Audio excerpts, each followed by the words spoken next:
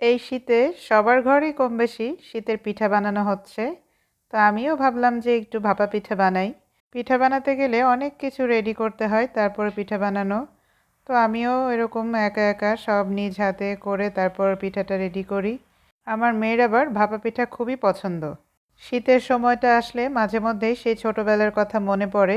আমাদের বাড়িতে তারপর কোথাও বেড়াতে গেলে মানে মোট কথা যেখানে যেতাম, মানে সব সময় মনে হতো পিঠা উৎসব লেগেই থাকতো, মানে এত পরিমাণ পিঠার আয়োজন থাকতো, আর সাথে তো বিভিন্ন রকমের খাবারের আইটেম থাকতোই, মানে ওগুলা ভীষণ মিস করি।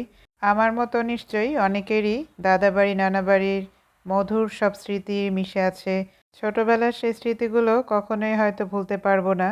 শুধু মনে হয় যে 5 দিনের জন্য যদি আমি সেই ছোটবেলাটা ফিরে পেতাম, 5টা দিন অনেক সুন্দর করে সময়টা উপভোগ করতাম। হ্যাঁ, আমার সব উল্টাপাল্টা ভাবনা, আপনাদেরও কি এরকম মনে হয়?